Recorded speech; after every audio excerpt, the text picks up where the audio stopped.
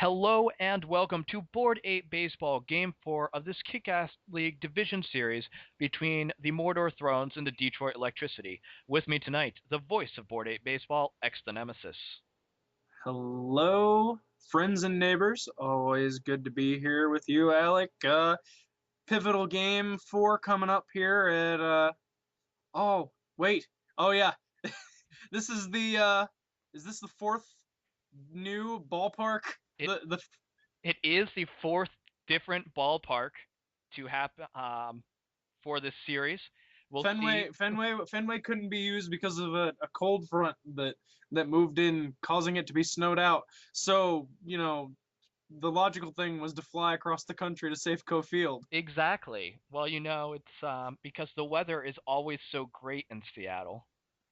Uh, Yeah, and it so never the rains. Thrones, who were 6-2 at Fenway in the regular season, um, were willing to take this risk after they got shot on at Fenway because these Thrones in the last 18 innings, I don't know how far this goes back and maybe even longer. In the last two games, though, they have scored one run as both of the Detroit starters went complete games. Yeah, I think that one run came off a pretty much a useless ninth inning home run by I don't remember who. But anyways, this is a double to get things rolling for the Electricity, who over their past two wins have hit pretty well overall as a team. Yeah, especially from their leadoff. Let's see, their leadoff man Ellsbury is hitting 357 with two homers, and Brett Gardner, their number 9 man, hitting 545. So when they come up back Jeez. to back, you get some good stuff going. Yeah, and I mentioned it last game, but both of Ellsbury's homers were not cheap ones. He crushed them, which is And very weird. yeah, Nelson Cruz here, who, as we know, my way of stalling as I switch to the right part of the sheet. As we know, Nelson Cruz hit 265 with four homers in the regular season because that's a very memorable statistic. Oh yeah, I mean we all knew that one.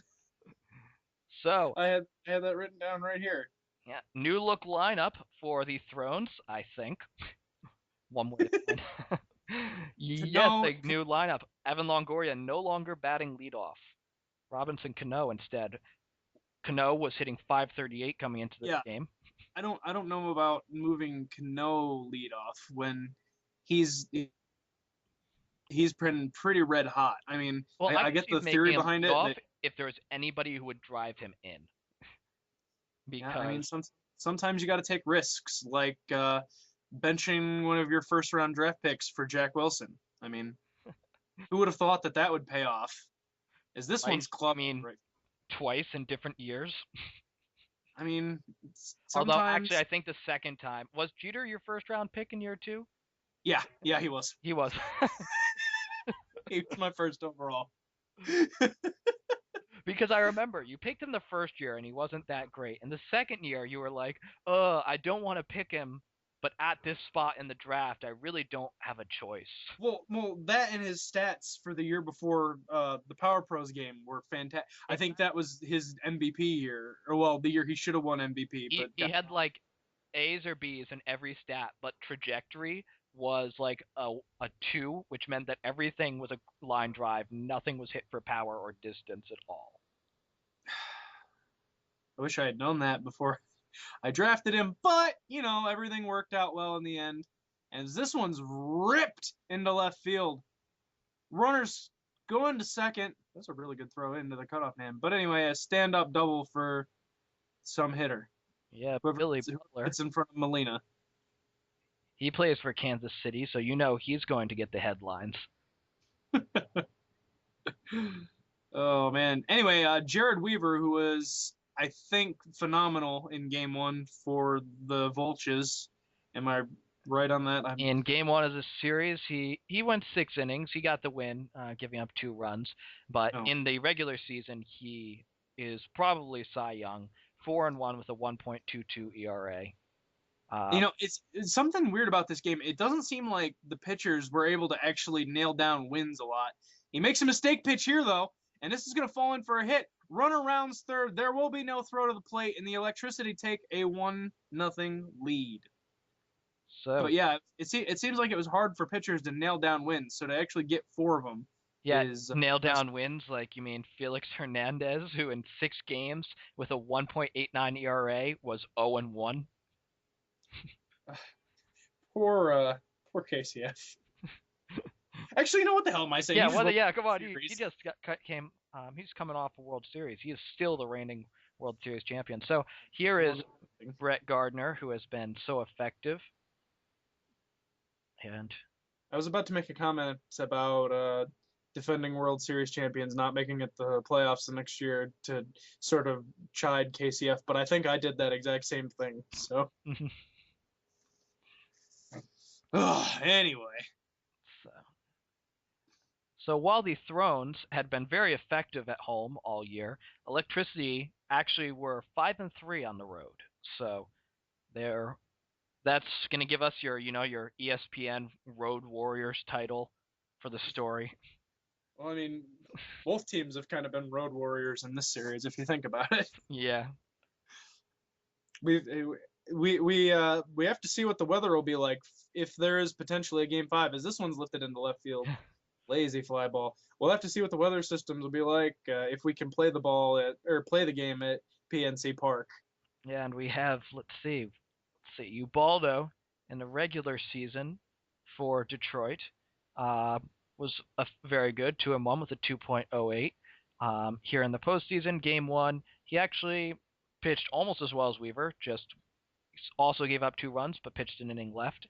And in that game, Chris Perez came in, so that resulted, that explains the final score. But did Chris Perez get demoted for that? In real life or in this? Yes. Chris Perez was not the closer, but he in his 1 inning he gave up 2 runs in game 1. And yeah, the 4 innings of relief, Chris Perez gave up 2 runs.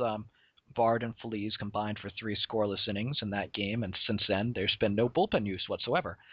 So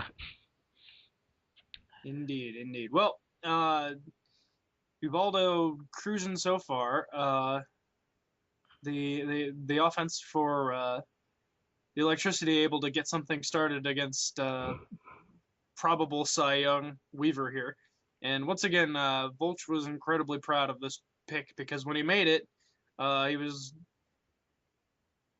made fun of by, I think, at least one person who, it might have been Sir Chris, said Weaver does not have ace quality stuff. Weaver then went on to put on the season that he did, so Voltch was very happy with it. I'm trying to figure out what picks did not get made fun of by somebody. I'm pretty sure every pick got made fun of somebody at some point based on how everybody feels very happy about all their picks who performed. Well, I mean, yeah, you made fun of pretty much every pick that I made. Oh, I know I did. Yeah, that's my job. And the Kings score like over Vancouver. What? Oh yeah, I forgot that was going on. Did Nashville hang on? Yeah. Okay. Wait. Did they? Yes, they held on 3-2. So in this matchup here, Thrones and Electricity were both in the middle of packs for runs in the regular season, but the real difference, the Thrones allowed the fewest runs in baseball, but the Electricity, second fewest runs in baseball. This is a matchup of strength versus strength, basically. Yeah, got some really good pitching here. Thrones #1 run differential. As to the offense, the Thrones, they were so effective at the beginning of the year. They ended the year with the worst batting average, the worst on base percentage, the most strikeouts. Apparently, the reason that they scored runs was because they were #3 in homers. Electricity, on the other hand, they literally had worse numbers than my team. Apparently, let's oh my god, pull that up. Yeah, because your team, Mordor Thrones was worse than you. Well, of course, their slugging kicked the shit out of yours, and they had 23 homers to your 9 and 24 doubles to your 16. On the other hand, the Electricity had a lot of stolen bases, and but they could not slug either, so they would be very good friends with you. In fact, they had a worse slugging percentage than Exta. Oh my god. Yes, and they had just as few extra base hits as Exta. Actually, wait. Exta had one triple this season, so technically Detroit has Yeah! fewer extra base hits than Exta. I outslugged somebody. Oh my gosh, the Kings are up 2-1. That is amazing. And so second and third now for Chase Utley here against Weaver as Detroit looks to get a big early lead. And This is hit on the ground to second, and that will drive in a run. So Utley gets the job done and makes it 2-0, and the runner advances to third base I believe with only one down. I believe Utley has both the RBI so far in this game. It's possible. I wasn't paying attention when it happened. I vaguely was, which would mean that he has. How many did he have in the regular season? He had 4 in the regular season, so he's halfway there. Okay, Brett Gardner. And Brett Gardner does what Brett Gardner does best and gets. Does what Gardner's been doing best in real life, too. Yeah, so. And now, Gardner's been on a terror. and now we'll see if Ellsbury does what he's been doing in this game or what he's been doing in real life. Yeah, I wasn't gonna bring up the Red Sox because we seem to do that every time we're on commentary. So, sorry about it, Alec. Yeah, well, I'll take Yeah, some pleasure in that, So, somehow, out of this game, there will be a Red Sox on the winning team. And, there will also be at least one Red Sox on the losing team, but I'm used to that. I've accepted that. If we could also have one on the winning team, I'll be very happy. Yeah, That it's one, something different. This one might get caught, and it does. Oh, unlucky Cano. Yeah, the